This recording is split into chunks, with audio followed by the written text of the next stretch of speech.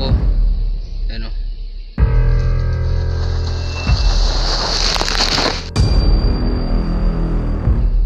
Kailangan ko muna i-cut yung video. Kung saan meron siyang mga yung matatalim na mga tinik. Oh, delikado po siya kapag nahawakan mo talaga. Stars, I'm a fool for your love.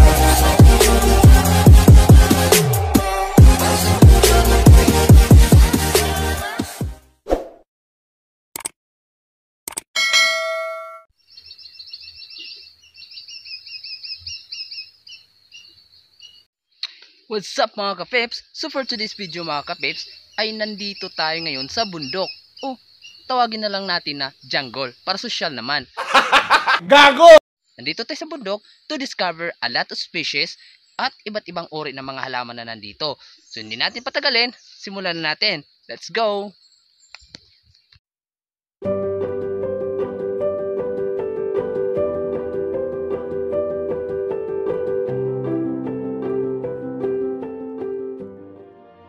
So ayun mga kapips, so nandito pala tayo ngayon sa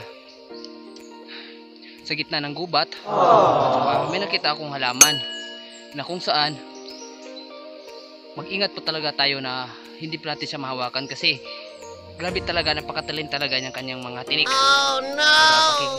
Ipapakita ko sa inyo mga kapips. Medyo mag-ingat lang po tayo kasi may bangin po dito sa baba. Yan, may bangin. Yung halaman yun mga kapips, so makikita po natin na napakatalim talaga ng kanyang mga tinik. Para siyang karayom, oh. Yan. Grabe, oh.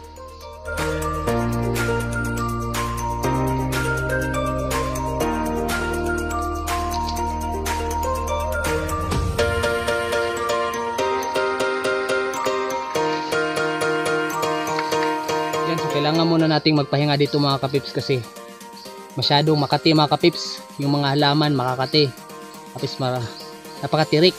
napakatirik talaga ng bundok. Ito pala yung tinatawag na mahogany mga kapips, yung hinawakan ko. Ito yung mga mahogany leaves. Yan, oh. Grabe. Ang kati mga kapips. Ayun, lakad na naman ulit tayo. I wanna show you something mga kapips. Meron po tayong nakita. Yan po. Ito po ay bahay po ng anay. Ito po yung tinatawag na anay. Karamihan po sa atin ito makikita po natin sa bahay.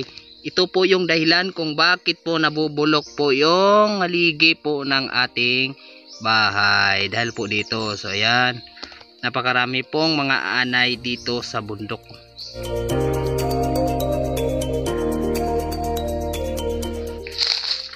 So ayan, habang naglalakad po tayo mga kapips, so ayan, dito po sa baba, mga ilang metro yata mga kapips, napakalalim po.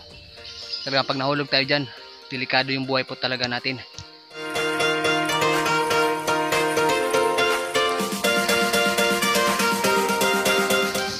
So mga kapips, nandito tayo sa sapa. Ito lang pa yung sapa na walang tubig. Mayroon pero kakaunti lang. Ayan o. Napakatirik. Napakatirik ng dadaanan natin. Yan.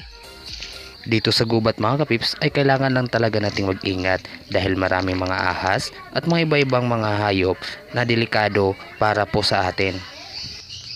Maliban sa ahas, meron ding mga bangin na siyang dahilan sa ikakapahamak po natin.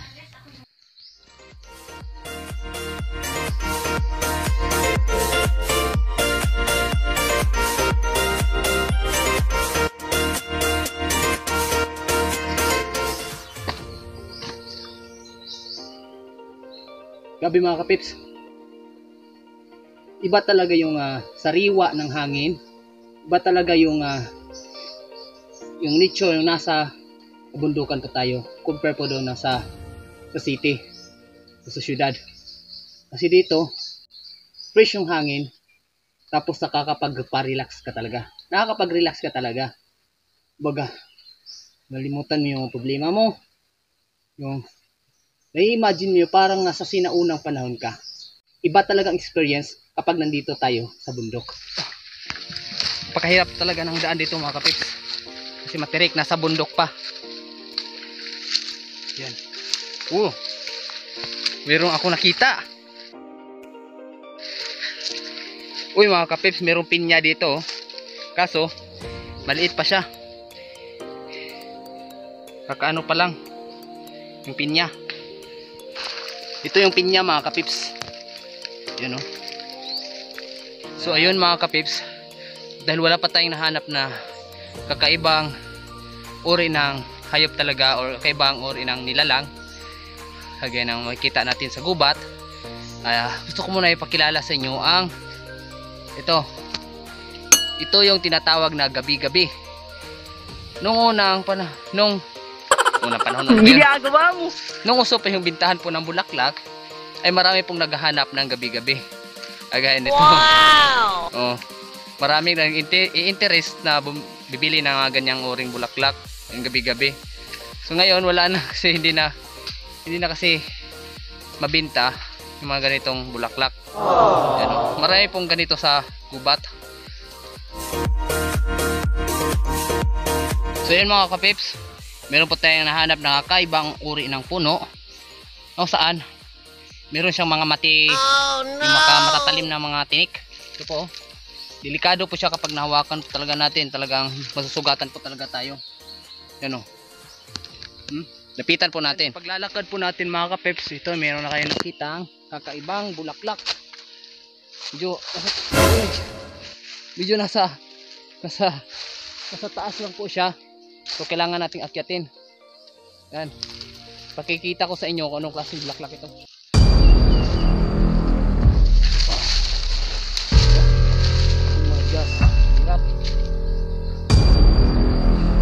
Kailangan ko muna i-cut yung video kasi mahirapan tayo mag-cut kapag nag-video po tayo.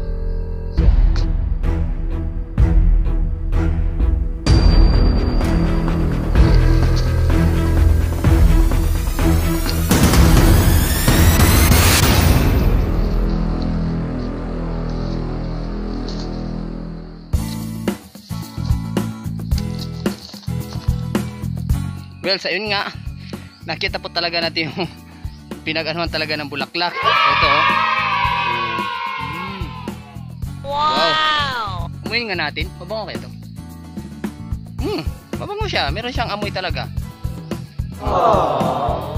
Sa mga nakakaalam po kung anong klase ng bulaklak na ito, mag-comment lang po kayo dyan sa baba. Kasi ako hindi ko alam kung anong uri ng bulaklak ito eh.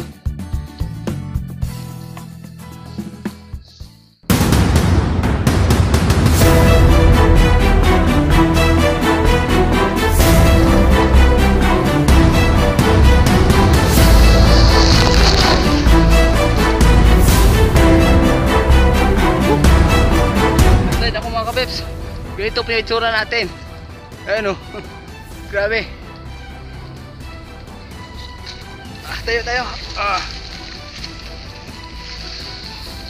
Napakatirik talaga ng bundok dito mga kapeps, dahil po sa sulbod po natin dito sa gubat. Ayan, sugatan na po ako. Ayan o. Para natusok yata ako nung anong yata yun, yung halaman na may tinik. Masakit na Makati. So yan, sugat lang po ito. So patuloy tayo maglalakad. Let's go.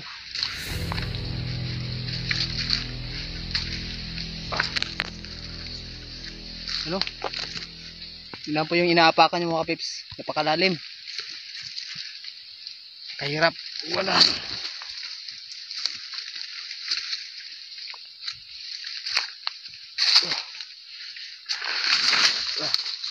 Yan, muntik na tayo. O ito mga kapips, meron po tayo nakita. Lumilipad dito eh. Nung bata pa tayo, nung bata pa ako, nilalaro ko pa ito kasi lumilipad dito. Subukan natin oh. Ayan oh. Papaliparin natin to.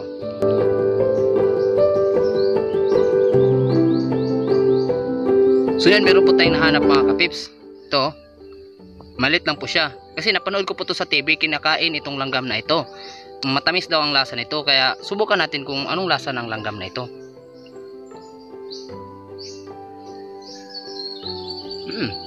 Matamis pala siya. medyo matamis-tamis ang konti. Legit pala yung makikita natin sa TV na sa Matanglawin ko yun nakikita. Kinakain nila yung langgam nung nasa gubat sila. At yun mga kapips, maraming salamat po sa inyong panonood. Hanggang po sa ulitin na video po natin. Kaya ang masasabi ko lang po, pangalagaan po natin ang ating kalikasan upang sa susunod na henerasyon ay meron silang mapapakinabangan. Muli, ito nga pala si Isidro Patria Vlogs. Don't forget to like and subscribe. Maraming salamat. God bless you.